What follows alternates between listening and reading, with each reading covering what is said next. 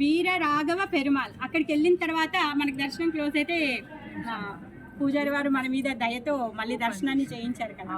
So ఆయన వీర వైద్య రాఘవ పెరుమాల్ అంటే వైద్య అని ఎందుకు వచ్చింది అంటే అక్కడికి వెళితే భగవంతుడి యొక్క దర్శనంతో మనకున్న భవరోగాలు, శారీరక అన్ని రోగాలన్నీ పోతాయి అన్నమాట. అసలు మనకున్న పెద్ద రోగం ఏంటి? భవరోగమే. ఈ భౌతిక ప్రపంచంలో ఉండడమే పెద్ద రోగం మనకున్నది. మనం అనుకుంటున్నాము ఏదో కాళ్ళ నొప్పులు, నడుముల నొప్పులు, లేకపోతే మెడల నొప్పులు, ఏవో చిన్న చిన్న రోగాలని మనం రోగం అనుకుంటున్నాము. కానీ మనకున్న పెద్ద రోగం ఏంటంటే భవరోగం. మరి ఈ భవరోగంలో ఉన్న వాళ్ళకు ఉన్నటువంటి సమస్యలు ఏంటి అంటే జన్మ, జర, మృత్యు, వ్యాధి. ఇవి పెద్ద సమస్యలు. తల్లి గర్భంలో పుట్టడము, తర్వాత ముసలి వాళ్ళు అవ్వడము, తర్వాత చనిపోవడము, ఇంకోటంటే జన్మ, జర, మృత్యు, వ్యాధి రావడం. ఈ 4 పెద్ద సమస్యలు. మరి ఈ సమస్యల్లో నుంచి మనం బయటికి వెళ్ళాలి అంటే ఏం చెయ్యాలి? ఈ ఆచార్యులు చెప్తున్నారు అదే. ఎప్పుడైతే మీరు భగవంతుడి యొక్క కీర్తనలు చేస్తారో, భగవంతుడి యొక్క నామస్మరణ చేస్తారో అప్పుడు మీరు ఈ భవరోగం నుంచి బయటికి వెళ్తారు అనేసి చెప్తున్నారనమాట. మరి అక్కడ వీరరాఘవ స్వామి అక్కడ పడుకోనుండి తను ఏం చేస్తున్నారు అంటే మనకి భవరోగాన్ని దాటడానికి తను నావగా ఉన్నారు. తన పాద పద్మాలను మనం ఆశ్రయిస్తే మనం ఈ భవరోగాన్ని దాటి వెళ్ళిపోతామన్నమాట. అందుకే తను తీరుబాటుగా పడుకొని ఉన్నారు. ఎందుకు పడుకొని ఉన్నారు అంటే రండి అని ఆహ్వానిస్తున్నారు మనని. అంటే వేచి ఉన్నాను, సో మీరేమి అంటే పరుగులు తీకండి, నేను ఇక్కడ పడుకొని మీకోసం వెయిట్ చేస్తున్నాను అని చెప్పి తను పడుకొని ఉండి తను మన కోసం వెయిట్ చేస్తున్నారనమాట. దేనికోసము? మనం ఈ భౌతిక ప్రపంచంలో చాలా బిజీగా ఉన్నాము. ఈ భవరోగంలో ఉన్నామని కూడా మనం తెలుసుకోవట్లేదు. అంటే మనకున్న రోగాన్ని రోగం అని కూడా మనం అనుకోవట్లేదు అనమాట. అందుకే మనకున్న రోగాన్ని మనం గుర్తించి మనం ఆయన దగ్గరికి వెళ్ళాలి అంటే ఈ ఆచార్యులు అందరూ వచ్చి మనకి చెప్తారు, మీరు భవరోగంలో ఉన్నారు, సో కొంచెం మీరు మందేసుకోండి, భగవంతుడి నామ జపం చెయ్యండి, భగవంతుడి నామం అనే ట్యాబ్లెట్ వేసుకుంటే మీకు ఈ రోగం తగ్గిపోతుంది అని చెప్తారనమాట.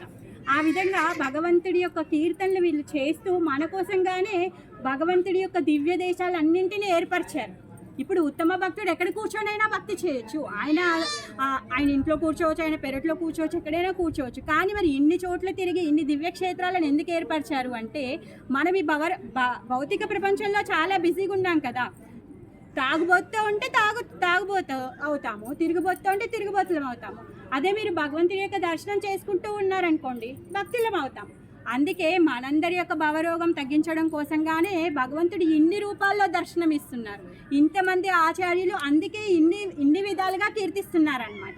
అలా మరి వీరరాఘవ పెరుమాల్ అక్కడికి ఎలా వచ్చారు అంటే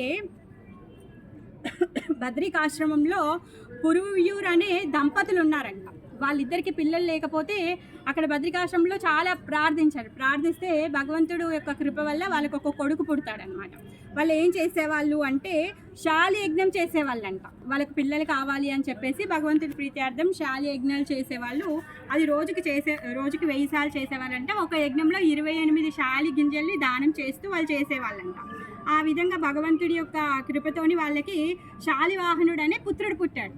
శాలియజ్ఞం చేసిన తర్వాత పుత్రుడు పుట్టాడు కాబట్టి శాలివాహనుడు అని పేరు పెట్టారు. మనం ఇందాక చెప్పారు అక్కడ పూజారి వీరరాఘవ పెరుమాల్ చేతి కింద ఉన్న ఆయన శాలివాహన ముని అని చెప్పారు కదా. ఆయన చెప్పారు ఆ పూజారి, అక్కడ కూర్చొని ఉన్నారు, శాలివాహన ముని అనమాట. అయితే ఈ శాలివాహన ముని భగవంతుడి యొక్క దివ్య దేశాలని, భగవంతుడి యొక్క క్షేత్రాలని దర్శనం చేసుకోవడం కోసమని తన అక్కడి నుంచి మొత్తము తిరుగుతూ ఇక్కడికి వచ్చారనమాట. ఇక్కడికి వచ్చిన తర్వాత ఒక ఉపవాసాన్ని చేస్తారు. ఆ ఉపవాసం ఏంటంటే సంవత్సర కాల ఉపవాసం చేశాక ఏ రోజైతే ఆ ఉపవాసాన్ని తను వదిలేయబోతున్నారో, బ్రేక్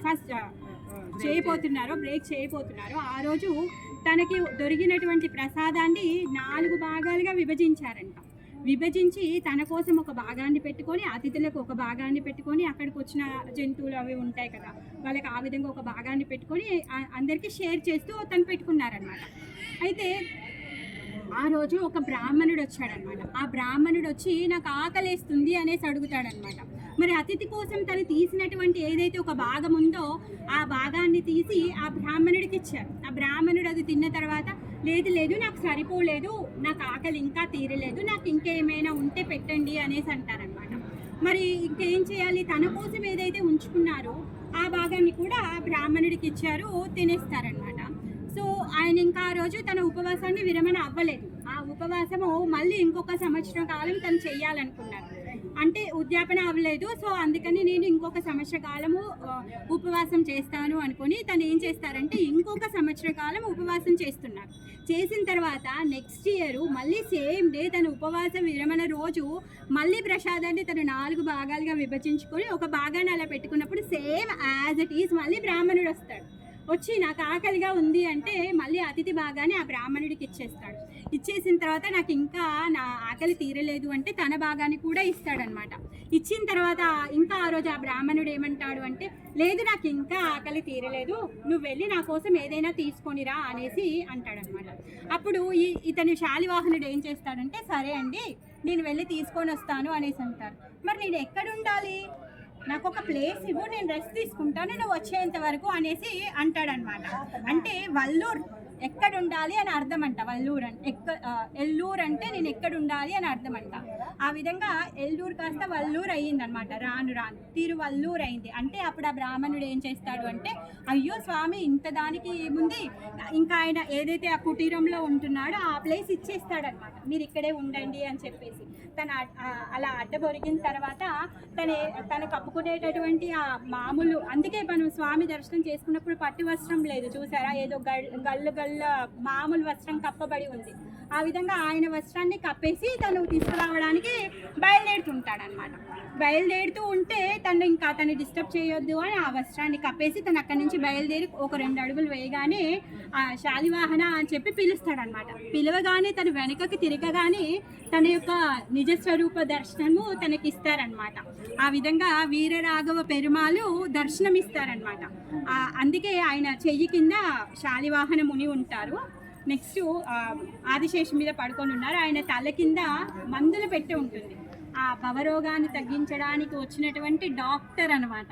అందుకే అక్కడ ఉన్నటువంటి భగవంతుడు ఆ మందులు పెట్టి ఆయనని దర్శనం చేసుకుంటే మన భవరోగం పోతుంది అనేసి. కరెక్టే, మన భవరోగం పోతుంది. మరి పోవడానికి మన వంతు ప్రయాణం మనము చెయ్యాలి. భగవంతుడి యొక్క నామము, భగవంతుడి యొక్క